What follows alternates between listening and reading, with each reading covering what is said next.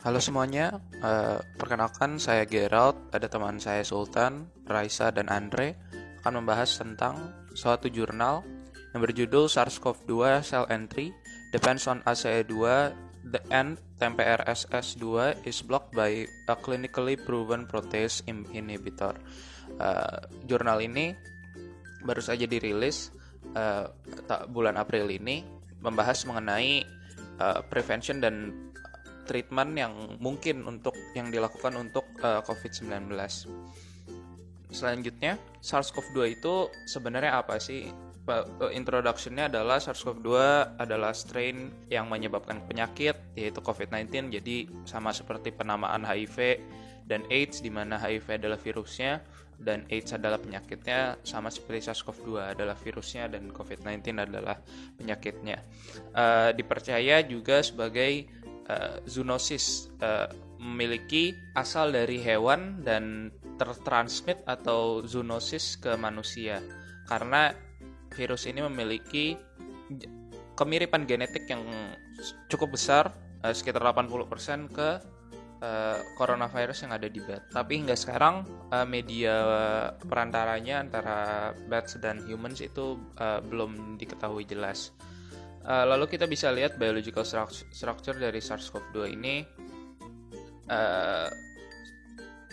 Ukurannya kira-kira 50 hingga 200 nanometer dalam diameter, dan SARS-CoV-2 juga memiliki 4 protein. Yang pertama spike, yang kedua adalah envelope, ada membrane, dan juga nucleocapsid. Nah, N ini nucleocapsid menyimpan genom RNA, dan S, E, dan M bersama-sama membuat viral envelope sendiri. Nah, yang berperan besar dalam cell signaling yang nanti kita akan bahas itu adalah protein spike, karena dia akan spike protein of coronavirus memfasilitasi viral entry into target cells. Dia yang akan ngebind ke suatu reseptor yang namanya ACE2, lalu masuk ke dalam sel. Lebih jelasnya di sini. Nah, jadi bisa kita lebih jelas lagi melihat how does it infect the cell di sini. Jadi virus spike-nya sendiri itu bind ke reseptor ACE2, itu kalau panjangnya angiotensin converting enzyme, dan juga dibantu juga oleh TMPRSS2, sebuah enzim yang membantu virusnya masuk. Dia adalah enzim protease. Lalu bisa kita lihat setelah sudah masuk membentuk tubuh vasikula ya, virusnya itu melepaskan RNA-nya. Lalu beberapa RNA itu akan ditranslasikan menjadi protein oleh sel yang sudah di hijack itu sendiri. Terus selanjutnya beberapa protein ini membuat replikasi untuk membuat lebih banyak lagi RNA tersebut, dan kemudian protein dan RNA itu diassemble oleh sel tersebut yang sudah di hijack menjadi virus baru di dalam Golgi, dan kemudian akhirnya dikeluarkan kembali. Nah, mengenai penelitian yang kami baca ini, sebenarnya tujuannya itu adalah mendapatkan pengetahuan baru tentang bagaimana SARS-CoV-2 ini memfasilitasi masuk ke target selnya, dan juga bagaimana proses SARS-CoV-2 masuk ke target selnya ini bisa diblokir.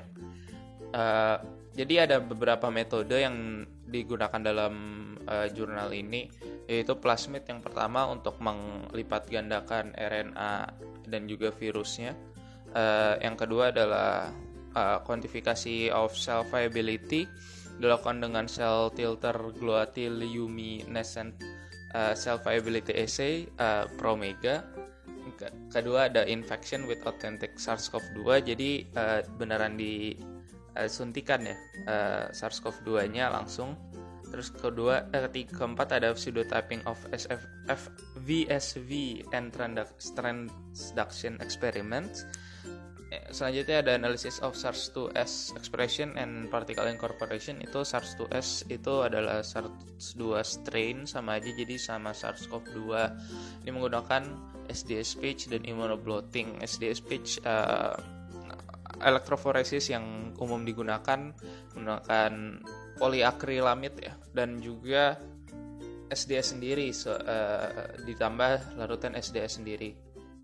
Selanjutnya ada phylogenetic analysis dengan software Mega 7.026. Sebenarnya sejujurnya kita belum terlalu banyak tahu tentang beberapa metode yang digunakan di jurnal ini. Jadi belum bisa menjelaskan lebih lanjut kecuali tentang SDSPC immunoblotting dan juga phylogenetic analysis yang sudah sering didengar. Dari hasil penelitian yang telah dilakukan, akan didapatkan bahwa pasien SARS akan memperlihatkan adanya antibodi di dalam tubuhnya yang berfungsi sebagai respon terhadap spike protein dari coronavirus. Oleh karena itu, respon antibodi terhadap SARS ini akan pada saat suatu infeksi atau vaksinasi akan memberikan proteksi terhadap infeksi SARS-CoV-2. Pembahasan penelitian ini adalah membuktikan bahwa pemasukan sel host dari SARS-CoV kedua tergantung pada reseptor ACE2 yang menargetkan spektrum sel yang sama dengan SARS-CoV pertama. Virus SARS-CoV kedua dapat dihambat oleh inhibitor yang terbukti secara klinis dari serine protease seluler TMPRS2 yang digunakan oleh SARS-CoV kedua untuk priming protein S yang terlihat pada gambar di samping. TMPRS2 adalah enzim protease, sejenis protein yang memotong protein lain, dan merupakan target potensial lain untuk obat-obatan. Pada paru-paru, SARS-CoV kedua akan menginfeksi terutama bagian pneumosit dan makrofag. Jadi kesimpulan dari presentasi ini adalah SARS-CoV-2 masuki sel melalui reseptor ACE2 dengan proses endositosis dan diaktifasi oleh TMPRSS2, dan proses ini dapat diinhibisi dengan obat-obatan yang telah dipergunakan secara umum dan terbukti dapat menghambat kerja TMPRSS2 ini seperti obat nafamostat. Nah, dengan mengetahui mekanisme TMPRSS2 di dalam kerja SARS-CoV-2 ini, kita dapat menginhibisi kerja dan mengurangi kerusakan yang disebabkan oleh virus tersebut dan dapat menghambat kerjanya.